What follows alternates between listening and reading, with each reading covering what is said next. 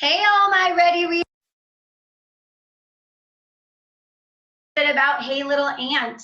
Wasn't this a great story, you guys? It was so adorable. So one of the things that good readers do in their stories is they compare. They take a look at the characters and they compare, right? It says that readers look at how things are the same and how things are different. And when we think about that, I want you to think back to when we read this story, Tacky the Penguin.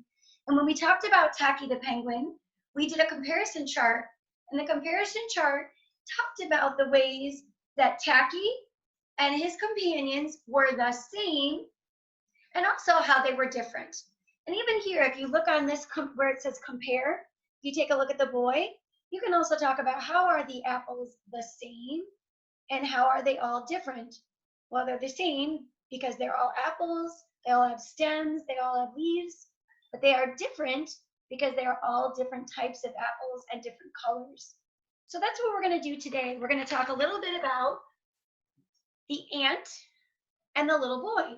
And we're going to talk about how are they alike and how are they different. That's how we're going to compare them. So of course I have my comparison chart, and you're going to be working on this on Seesaw. And if you take a look at it, there's that word compare.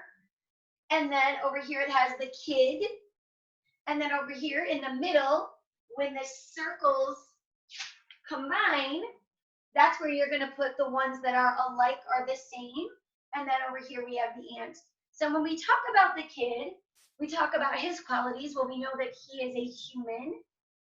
And we know that he is big, right? When we look in this story and we look at the front cover, we can tell he's big and the ant is little, small, tiny, any of those words that you want to use to describe the ant.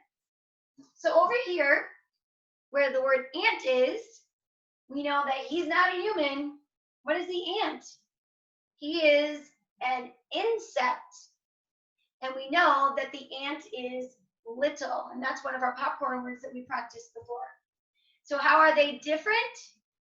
The kid is human, he is big, the ant is an insect, and he is little. Now, let's think about how are they the same? What are some of the things in the story that we found out while we were reading that told us that they were the same? Well, one of my favorite things that I loved about this story was that they both were wearing what? Glasses. So they both wear glasses. So I'm going to write that. I'm going to put wear. And I'm going to put the word glasses here. They both wear glasses. And what else did we learn about both the kid or the boy and the ant? What did they both have? They both had families. So I'm going to write that down here. They both had families.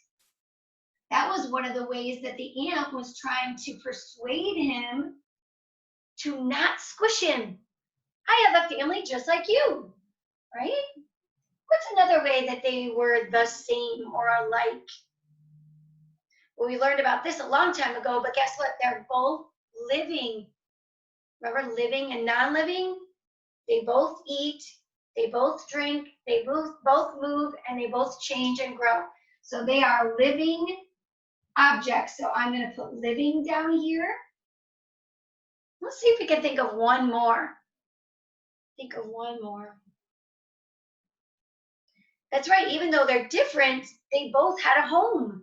The boy had a house like we do, and the ant had a home as well. He had his ant nest, right? Where they dig the tunnels and they watch the babies and all that good stuff. So I'm going to put right here, they both have homes. So today what you're going to do is you're going to go and you're going to fill in your own chart. You may certainly stop the video and use the ones that I talked about, or you can do your own. I know a few of you already kind of worked on this a little bit and you actually did an amazing job. So I'm super, super duper proud of you. But when you are done, it's going to ask you to write me at least one sentence. And the sentence needs to be either telling me how they are alike, that means the same, or telling me how they are different, okay? If you want to write both ways, that's amazing, but you don't have to. You can only, if you only want to write one, that's fine too. But you have to write me at least one sentence giving me your thoughts on how they are the same or alike, and how they are or how they are different. Okay? And it has to be a complete sentence starting with a capital letter, fingers in between, some kind of punctuation at the end, and then you must read it back to yourself and make sure that it looks right, it sounds right, and it makes sense to you. Okay? All right, you guys. So high five on that one. Keep up the good work. You're doing amazing. I don't know. I hope you love this story as much as I did. I thought it was absolutely adorable. Oh my gosh, and I forgot to mention, I loved your letters. Every letter that I got that you wrote to the boy was awesome. Whether you wrote it on a separate piece of paper and then drew me a picture with it, a lot of you did both. A lot of you wrote the story and then also read it to me on the microphone, or the letter, sorry. But it was awesome. I was so proud when I got all those letters. Oh, I cracked up. They were awesome. Totally adorable. Loved your thinking, loved your writing, loved your ideas. Awesome job. All right, guys. So have a great afternoon, and I will see you a little bit later, okay?